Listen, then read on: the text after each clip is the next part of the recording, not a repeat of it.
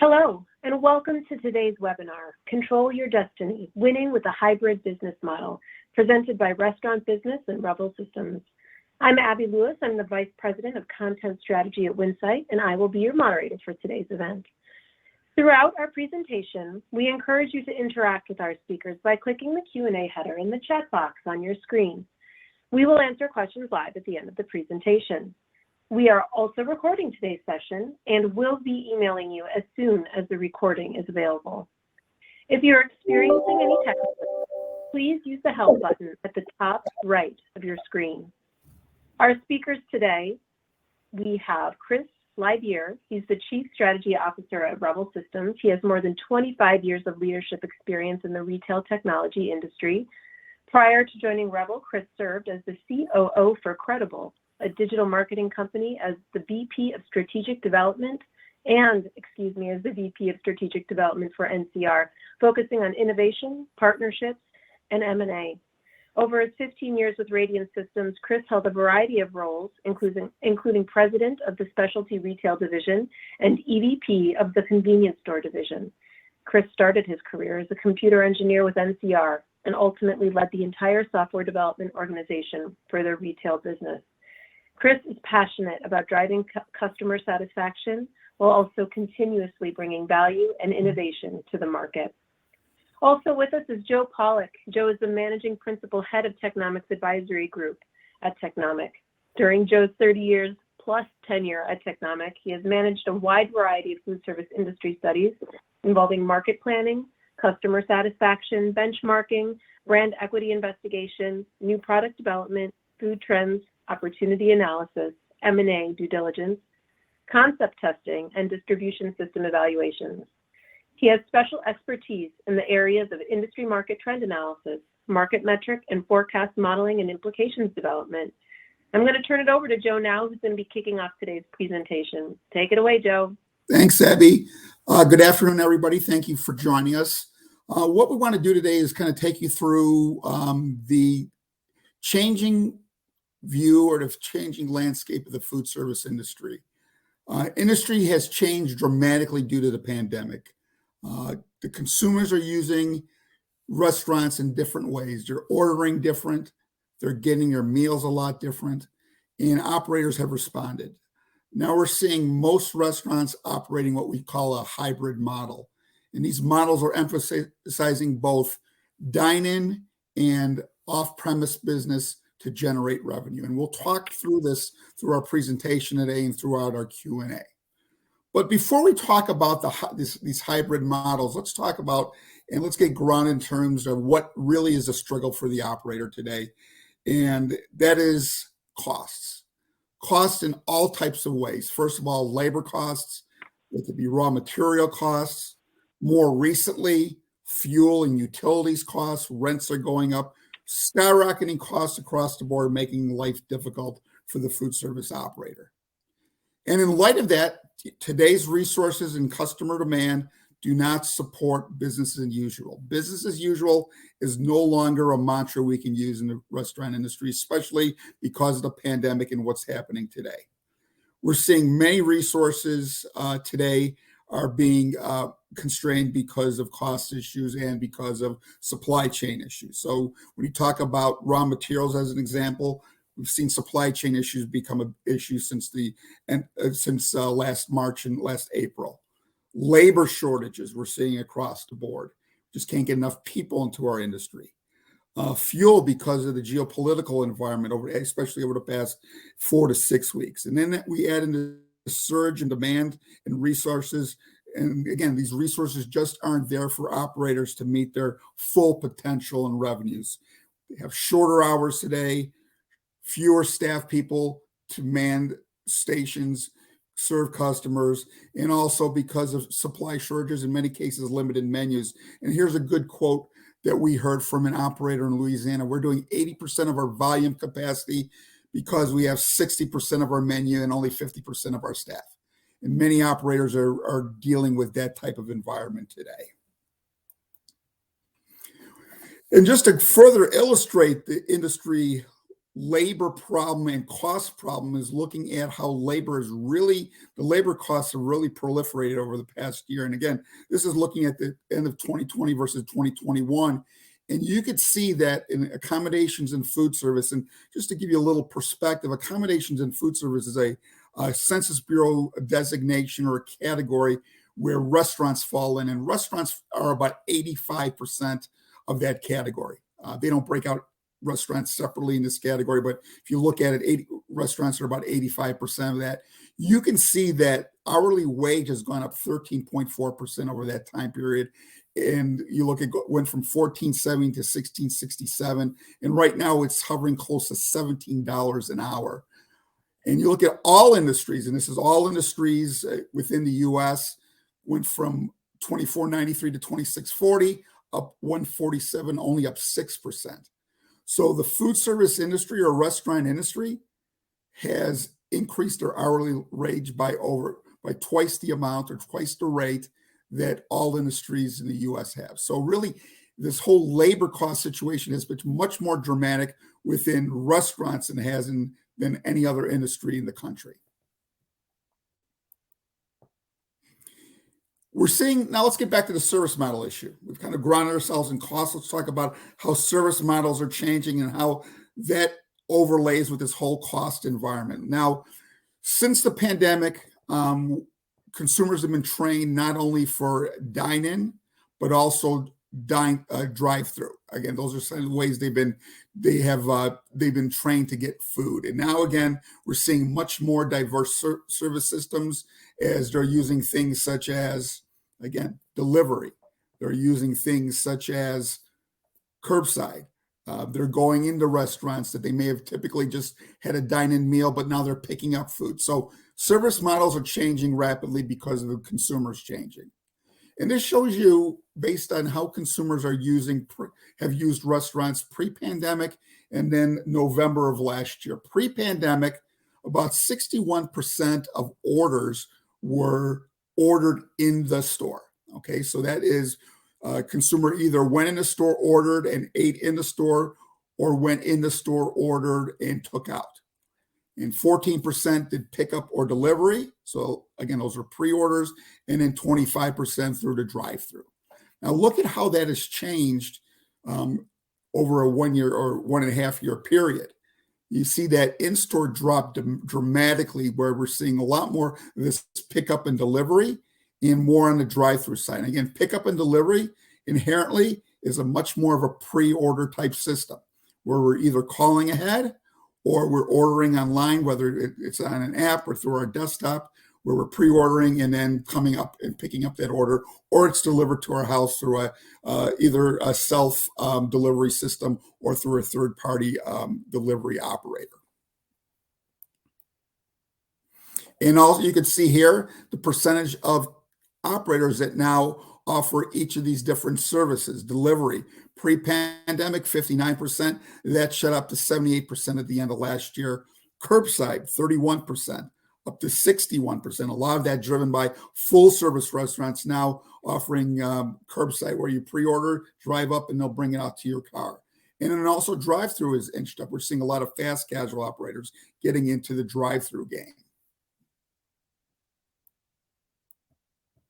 Now, delivery can be challenging. We all know that delivery saw a significant spike during the pandemic. A lot of advantages to delivery. First of all, during the pandemic, it was a lifeline for many operators. Without delivery, many would have gone underwater. There's no doubt about it. Consumers are become acclimated with delivery. It's a very fast-growing portion of the business, but it can be challenging. There's higher costs involved. How do you get your products to the market? There's a decision. Do we do it ourselves? Do we use a third-party system? There's a higher price involved. And then also, what products do we offer? Our whole menu or only certain items? So again, many decisions regarding delivery were made in crisis mode. And you don't need to be stuck in these crisis mode decisions when you're thinking about delivery.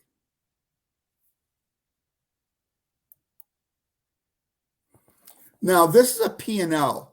If an operator focuses only on delivery, this is what a P&L looks like for that operator. So if you take 100% in terms of sales and revenue, and then you have your prime costs, which are labor and raw materials, and then you focus on a third-party delivery, which is a big portion of the cost, which takes out about 25% on average. Now, again, we know that varies based on the type of agreement you have, whether you're a larger operator or a smaller operator.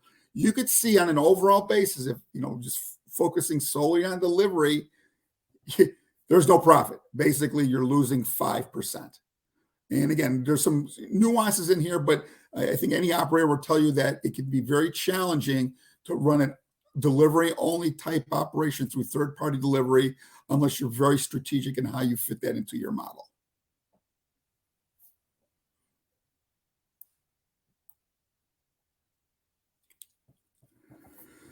Now we're seeing tech certainly moving much more toward the forefront for operators. A lot of reasons for that. First of all, customers are doing so.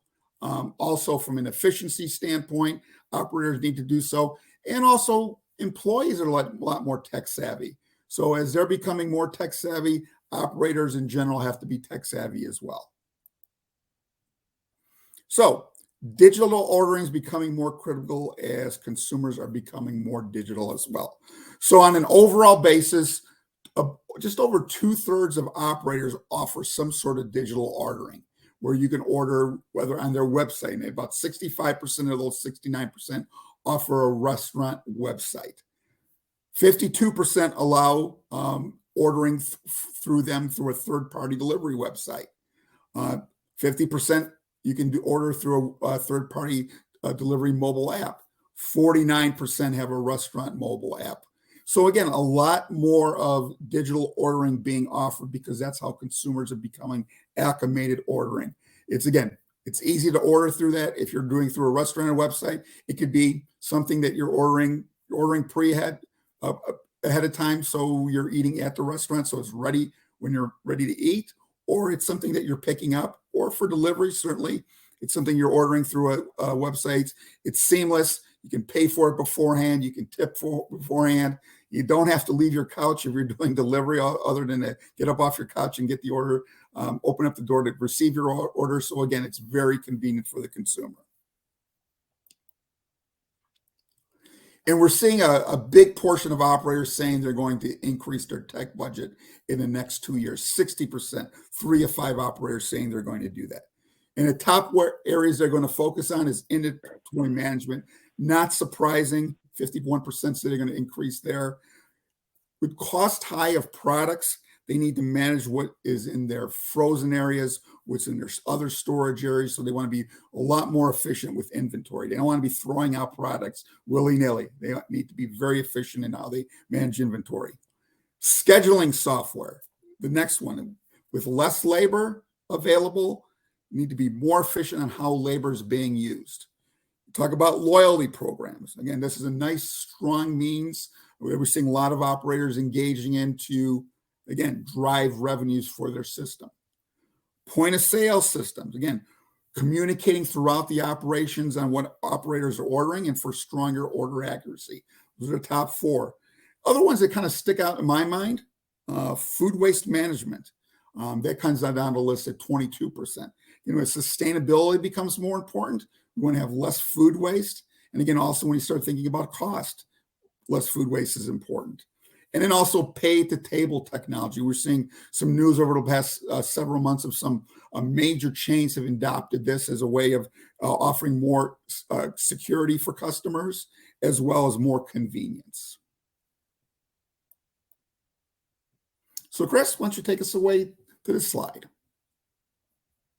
Yeah, so thanks, Joe. Thanks for sharing all that information. I think, the statistics just bear out that there's a lot of change going on in this industry pretty darn rapidly. Many of these things were in motion before the pandemic. I mean, we are a digital society, and, consumers seem to be getting more digital all the time. But I think the pandemic just created this rush of change, and now we're dealing with it. So, in terms of sort of unpacking it for a second, the first thing you talked about was costs, right? And we know that's a problem, like literally across the board. And it can be almost overwhelming to start to think, okay, so what do I do about it? Because there's so many different things that you could do. I kind of think of it in three buckets. One, there's kind of what I call the traditional bucket. And on your very last slide, you mentioned it, but things like a labor scheduling tool or doing inventory management with the tool and doing it well. Those things have been around for, a decade or two, but not as many people have adopted those things or perfected them as they could. So those traditional tools are always an opportunity, right, to make your costs better. The second bucket, I think, is more recent, and it's really using technology to save costs. So things like using a kiosk, right, so that you've got less labor potentially. QR code menus, something that became in vogue mostly during the pandemic. Just these sort of things that where technology can displace other stuff. I think that's a category where you can save money. And then the third bucket is the one that I want to talk a good bit about in terms of controlling your destiny, which is what I'm going to call pandemic costs. And that's this set of things where folks had to react to do things they hadn't done before, to do online ordering, to do delivery, to do curbside, even maybe pay at the table as an example as well. And they had to go to a third party and are now paying significant fees or, paying extra money every month to support pay at the table, large fees, to third party ordering and delivery services. Joe, you showed that little mock-up that, third party delivery is maybe a money loser at best, a break even type thing because the size of the fees. So those things were necessary to survive during the pandemic, but that is not how it has to be going forward. Many of those things are now provided by, POS platforms as part of the price of the platform. And in fact, at Revel, smart dining, QR codes, we call smart dining, pay at the table, smart dining, and an online ordering product are all part of our platform. And many of them are actually built in at word no cost, or our online ordering does have a small charge, but it's a fixed charge per month. It is not a surcharge on every order. So it's a fraction of the cost of these other solutions. So there is an opportunity now to go back and look at all the different things that you have tacked onto your solution during the pandemic and say, I probably could solve this more easily with an upgrade to a modern cloud-based platform that does most of this, and I can remove a lot of the surcharges that I'm getting in my business and the service fees, et cetera. Maybe I could even do delivery on my own if I'm a delivery business, et cetera. So that to me is a really potential low-hanging fruit item that fundamentally can change the economics of your business. So, I think that part of the key here is sort of figuring out how to prioritize in your own situation. And everybody's not the same. Some businesses have a ton of opportunity for takeout, whether it's pizza or Chinese or something. Other types of formats, if you're table service, you can support different digital channels, but maybe in, the way that you do it is not going to be the same as a pizza place, for instance. So everybody's priorities are not exactly the same, but I think what everybody needs to do right now that things have settled down is step back and actually sort of take inventory of what kind of business am I? Where am I spending too much money that I probably don't need to be spending that much money because there's a better solution for it, and rank those things. And then you may already be doing inventory pretty well. So cool, you're good there. You may be spending a ton of money on third party, ordering fees. Go tackle that, figure out how to get your own native ordering capability, and then drive your customers to that and get rid of those fees.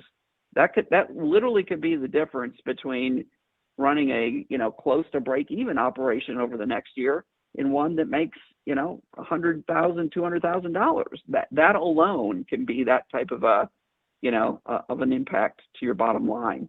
So you got to go through those things, put them in order, and then try to tackle them, one or two at a time and knock them off. But at the end of the day, you've got to have a technology platform that's going to allow you to get to your own native applications, to do things differently, and to do them at a fixed known cost. You've got to get out of this service fee environment where you're paying, third parties for incremental capabilities. That is a bad model. It doesn't scale financially. And that's where we think you need to control your own destiny and have the kind of platform that's going to allow you to manage your business, do things efficiently, but do it at a known price point, not with all these fees involved. So that's that would be my encouragement to the industry. Of course, it's self-serving for Revel to some extent because we think we've got a great solution for that, but there are other solutions as well that fit the category. It's more about really taking the time to breathe now and getting back to sort of re-platforming yourself for the future in the right, kind of business model with your technology. So I think that's a good tee up for everybody. Maybe we can bring our moderator in and see what kind of questions we've got on the line. Yes, thank you, Chris. So many good insights. And you're right, we have a bunch of questions, a lot of interest in this topic, as you can imagine. I want to thank both of you again for that incredible insight and remind everybody on the phone today, or on the webinar today rather, that you may still submit your questions to our speakers anytime using the Q&A panel on your screen. And there's a question here I wanted to start off with, Chris. I think you touched on it a little bit. It's definitely worth a little bit more attention, I think, though. We have someone here who's talking about the dramatic trend changes during the pandemic, just questioning how we know whether or not they're going to stick around permanently, or if we're going to kind of just readjust back to pre-pandemic activity. I think there's some concern around making a bunch of adjustments to business practices if it's not really going to be necessary going forward. Do you want to touch a little bit more on that? Yeah, it's a fabulous question, by the way, and I'm a strategy guy. That's what I do, have done for a while in my career. So I'm paid to some extent to have this crystal ball and to be right more often than not. I'm going to sit here and tell you right now, having a crystal ball in terms of what's going to happen the next 2 or 3 years, it's tough, because if you had asked me a year or two ago to have a crystal ball, I would have been wrong many times. So I am not here to tell you for sure what's going to happen, okay? In fact, I think what we've learned over the last couple of years, and now with the geopolitical situation as well, is that, stuff happens no matter what. What I can tell you for sure is that I think the pace of digital change is here to stay. I don't know exactly what it's going to be. I don't know exactly what the next, twist might come. The geopolitical things creating supply chain, cost problems, etc. So what I do know is that consumers always advance digital technology. I mean, I still have to step back sometimes and, sort of take my temperature and go, we've really only had smartphones like iPhones for a decade-ish, right? And do you see where we're at today? So just imagine again now 10 years further out, and that, that much change happening, probably 2 or 3 times that much change will happen in the next decade. We're going to be using holograms and voice and, geofencing and stuff like it's just going to be a normal part of life. So what I can tell you for sure is that there will be continued digital change by consumers, and that other factors, whether it's pandemics or geopolitics, are going to come into play. And therefore, the most important thing for you to do is to have technology that is easy to change, easy to upgrade, where your provider stays up with the latest capabilities and can bring them to you, and you can cut them into your business. That's what you need to be prepared for. I'm not going to tell you in 2023 the number one thing you got to do is X, because that's what's going to happen. But I think most of the trends today, we've already trained consumers to do things through a lot of different digital channels. Will it back off a little post-pandemic? Maybe. Will it back off a lot? I'm pretty sure not. I think using a lot more digital channels is here to stay. And by the way, a lot of people think of that negatively, like, God, it's not, I wanted to go back to the way it used to be. It is not a bad thing to be a hybrid restaurant, because you may now be a casual sit-down place that now has two other channels. I'm hoping that, when things settle down and costs settle down, hopefully for all of us, you can now do 1.5 times as much revenue with the hybrid model. Costs are back closer to normal, and you actually have a better business than the one-channel business that many people had 3 years ago. So I think we can all turn this to an advantage, but you've got to have an operation that's flexible with your technology and also how you think about your people and your operations. You're going to have to be willing to change, and you're going to have technology that can support the change. Yeah. So Joe, you got any comment on that? You're the guy watching the trends. What do you? What's your crystal ball say? Well, I think you're exactly right. Things, you could say one thing or have a prediction now, and then there's all these external factors that come in. The one thing that I certainly believe one thing I'm pretty sure won't change much is the labor situation. I think that we've lost a lot of people in this industry because of the pandemic, that April 2020, where they lost their positions in food service or in restaurants, and they went to other industries, and they're not coming back. And now we're trying to get people to come in. I think we have 1.2 million openings still in the restaurant industry, that we've got a labor problem that's not going away. So how do we address that? We have to be a lot more efficient and effective how we use our labor. And the way to do that is, let's get the more menial tasks, the less value adding tasks within a restaurant, and let's have technology answer those questions or answer those tasks. And let's let the people that let actual people do the more value added tasks in the restaurant. Right now, technology wise, I still think we need to have a little bit of a ramp up, especially from a back of house perspective, to get there. But I think, very quickly we're going to get there, that where we're going to have a lot more tech savvy restaurant operation to be able to address the labor situation we have right now. It's got to happen. Yeah, and I want to say one thing, Joe, and then give back to you, Abby. But I want to tell people too, because I think probably the last time you put in a POS system or a new full tech platform, if it was 10 years ago, it was pretty hard. It was hard. It was expensive. It took a long time. I'm not telling you it's not a decent sized project now, but it's a lot easier. And it's just the same way technology is everywhere, right? I mean, my own laptop computer 15 years ago, it was a pain. When I had to do an upgrade, it was a big deal. I had to schedule half a day to deal with everything that happened. Now I sit here on my Mac and it, says, do you want to do an upgrade? Boom, I count to 30. It's done, it reboots, and new stuff happens, and I work with it, and it's not an issue.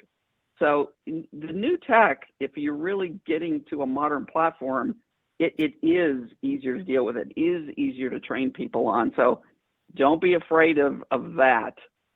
It's a project, but it's not nearly as daunting as it used to be, and I think that's a good thing, right? So. Absolutely. We have a bunch of questions that have come in around controlling costs, and I'm going to try to summarize them all into a little chunk here. A lot of folks interested in how we control the commission on third-party apps. Some people that feel like they're paying too much for parts of their tech solution, but don't necessarily have time to deal with changing anything, especially with the labor crunch that we've been talking about. And they feel a little bit trapped. Chris, how do you think they should handle that? What should they do? Good question. And by the way, I have great sympathy right now for the operators in this space, because while you're dealing with labor shortages and et cetera, and all the other challenges, it is hard to think about making some tech changes. But I think this relates actually to what I was just mentioning. It actually is not as hard to move to a new tech platform and to get your own online ordering up and running, so you can direct your loyal customers and to that, so that you're not paying these fees. Get that up and running on the side. Maybe you got to pay a consultant to help you sort of outsource it a little, depending on, maybe you can't do it is the owner operator. If you're just too busy keeping the lights on and the doors open and the labor working, I get that right now.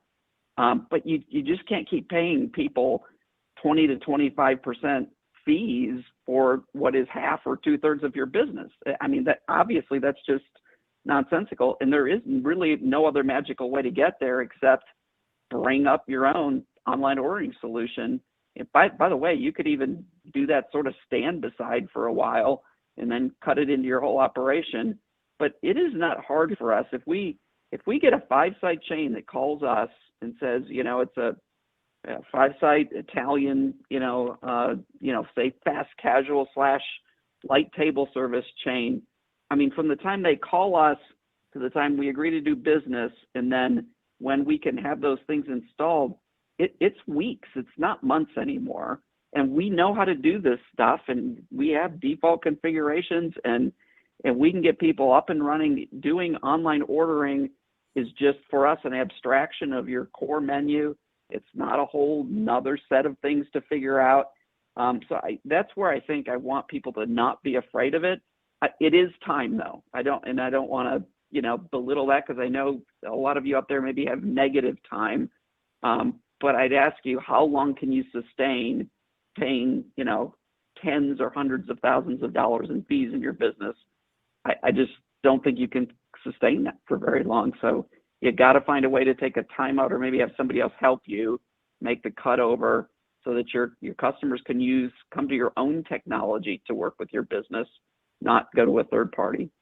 And by the way, it's not an all or nothing thing either. I want to always remind people, we're hardly ever recommending that somebody, if you're, on 2 of the big third-party ordering service platforms, and you want to bring up your own, low cost, no cost ordering platform, you can start moving your consumers to that. That doesn't mean you can't take some orders from DoorDash or, Grubhub or whoever, but you eventually want to get out of 2/3 of your orders being through those channels, and, to 10% of them are through those channels, and 50% of your total business, and 90% of your off-prem customers are coming to your website, which costs you nothing. That's where you want to go, and that's the future. We all know online ordering or off-prem ordering is here to stay forever. So you have got to that's got to be one of your top priorities. It may not be number one, but I'd be shocked if it's not in the top 3 for everybody that's on this call. If you're paying those third-party fees, you don't have a sustainable long-term business model. And those companies, those fees, there's competition already. They may come down a tad. They're not coming down a lot. They run a costly business, and they have to. They're not making money right now either, by the way. So it's not like they're collecting that from you and running off and putting a ton of money in the bank. So don't think that, well, if I wait a year or two, those fees will be half what they are today. I don't think so. I think you've got to have your own digital channels. I have a couple questions here that are along the same lines, of course, talking about credit card surcharges in particular for in-person and online transactions. And then what your feelings might be about passing those delivery fees or surcharges, obviously, down to the customer. I can answer the second one. I think a lot of operators are already kind of doing that right now. I mean, they're charging higher prices for delivery meals than they are for if you're ordering on premise. So as an example, it may be if you go if you go and order at the store or at the restaurant, the option may be $14.99, but if you order it online, it's $21.99, and you see a lot of that, and that's just to cover their costs. And I think a lot of consumers don't realize that. Some savvy ones do, and the savvy ones in those cases are saying, well, I'm going to order at the restaurant because I don't want to pay the extra $7, and I will pick up, because it does make a big difference. I think a lot of consumers are realizing today too that these surcharges are going up, the delivery charges are going up, and operators are taking a higher price for delivery orders. So at the end of the day, they're paying a lot more just to have products delivered, and saying, I'm getting my ass off the couch and I'm going to go pick it up, and it's going to be 30% less than if I order through delivery. Yeah. And hearing a lot more that they like to be able to use technology, they like to use the apps, but the price is high. So you know what? I'm going to go and pick it up. And we're seeing a lot more of that happening.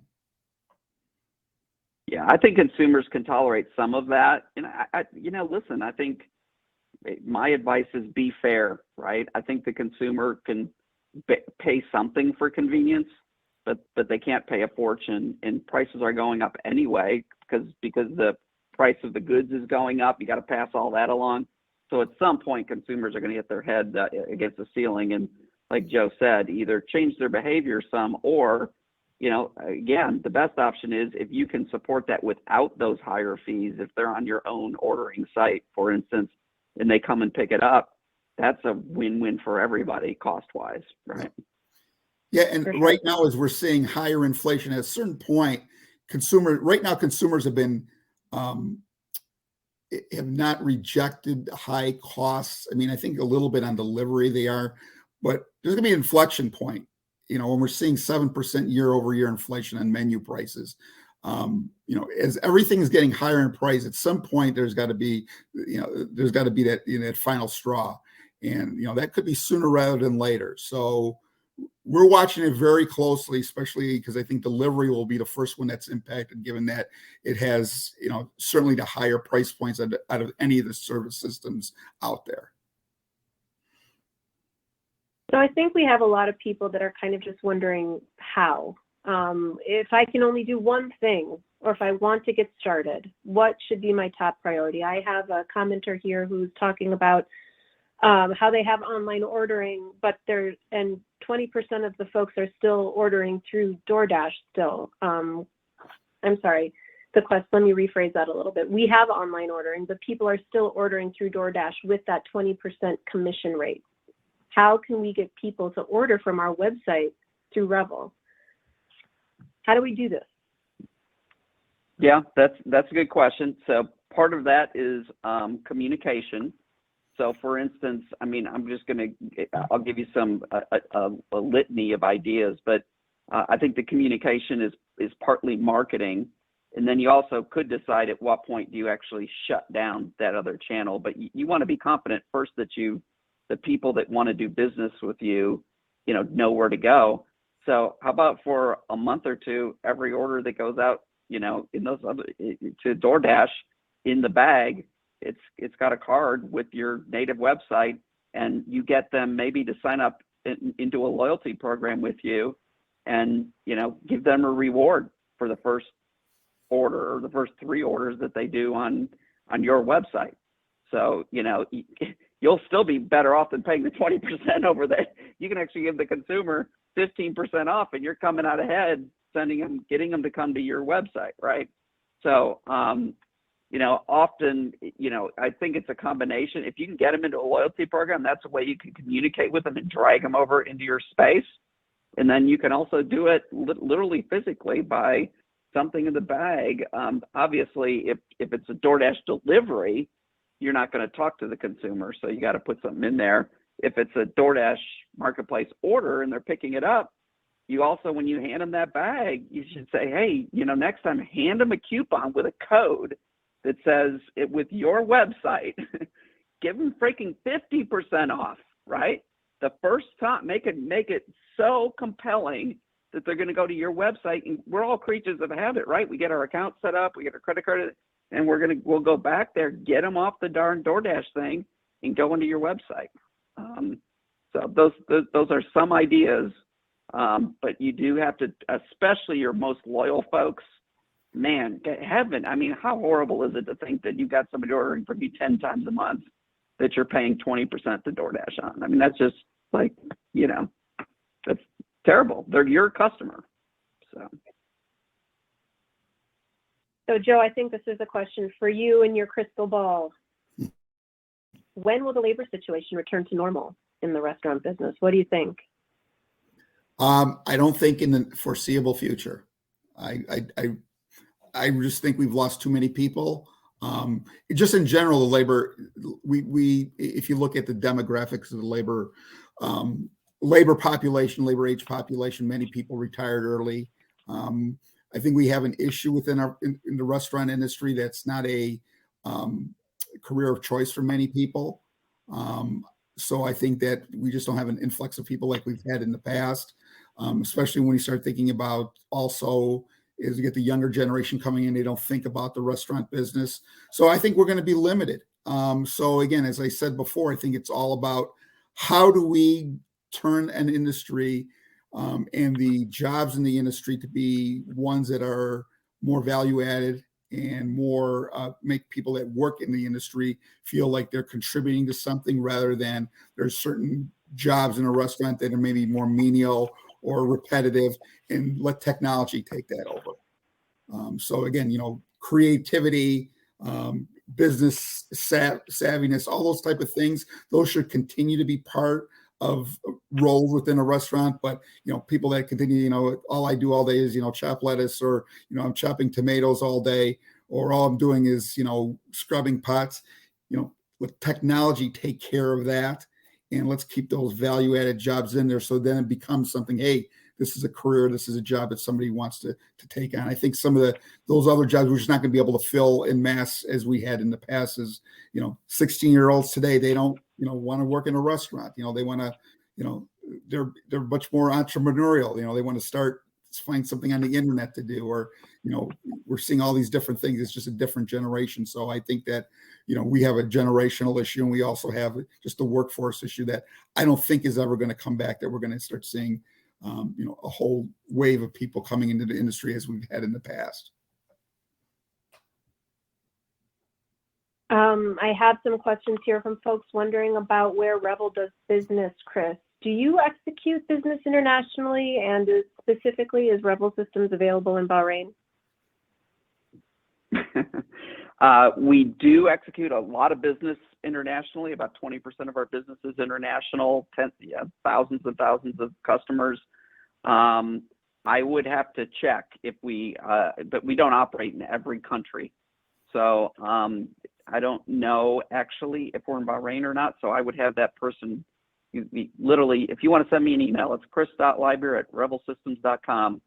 And I will check for you. If we do, it's probably through a reseller in that region, but it's possible that we do. Great. And we certainly do operate internationally in all the major, the UK, Australia, and most of the large markets. So in the smaller markets, it's often a matter of certification and regulation challenges, and just whether we've done it yet or not. Sure. We do have some more Revel-specific questions here. In particular, what information from the POS transaction is the QR code made from within Revel? Not sure we got down to those nitty-gritties in this presentation. Yeah, I'm not sure I understand the question. The QR code has nothing to do with the transaction itself. It's usually a vehicle that's just, the QR code is really just a picture version of a website link. And so it's just connecting you to something. So we use it, for instance, to allow people to pay at the table, or somebody doing curbside, right? Somebody's ordered from you remote on the phone. They're coming to pick it up. You got to do payment somehow. You could have a window or something where you got to take a card and everything, but then you got all, labor, etc. So instead, you tell them on their phone, you text them and say, your order number 43, it's going to be in the pickup bin, and here's a link on your phone, or it could be a QR code that you take a picture of, and it says pay here, and you pay, and you just go pick up your bag number 43 and you're gone.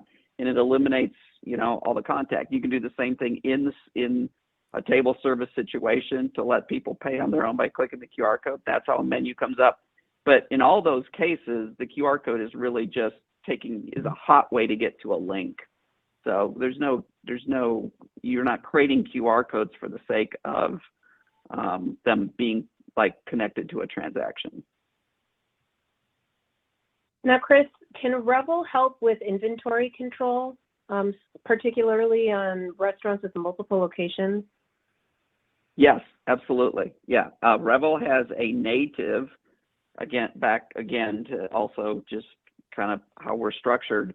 This is not true. Revel's a fairly sophisticated solution. I mean, it can work for all levels of restaurants, but one of our biggest focuses is on supporting chains of all sizes. So it can be a chain of 3, of 30, of 300. And we have inventory native in our app. You don't have to go get another third-party app, another vendor. You can manage inventory in our solution. And a lot of people love that and pick us for that. So because it's right in there, whereas with some other providers, you got to go buy an inventory app. You buy a POS, but you got to go buy an inventory app. We have the fundamental things in the back office in our POS platform. Actually, I don't even like calling it a POS anymore. I did a talk just recently. The POS is dead. We're a platform for the store. We're not a POS, because that makes you think of a terminal in the front end that, you know, that people punch buttons on, and that's like 20% of what we do. So. Well, I've got one more question here for the both of you. Can either one of you think of anyone using hybrid models in upscaled full service?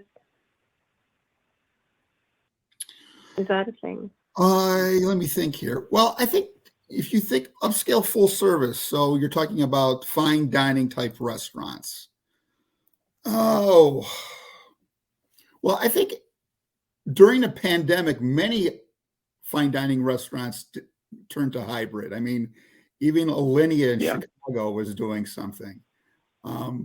My sense is that restaurants are still playing a little bit into it, especially it may not be delivery, it may be curbside or pickup.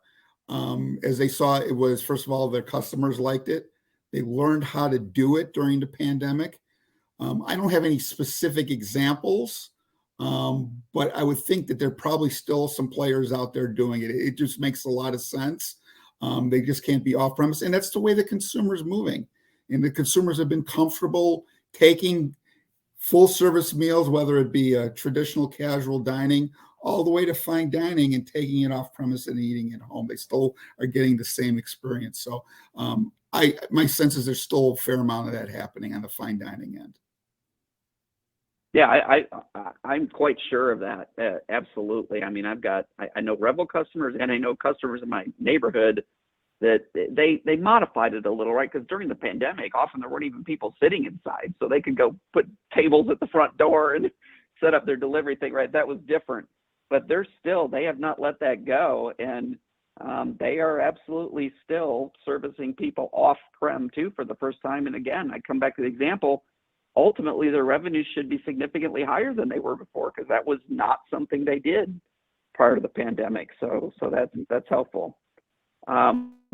One thing, another question I just saw pop up, I just want to mention really quick. Revel is an open platform for payments, so we do sell our own payments capability. It's very competitive, but you also can connect to other payment platforms through common gateways as well. So we are an open payments company.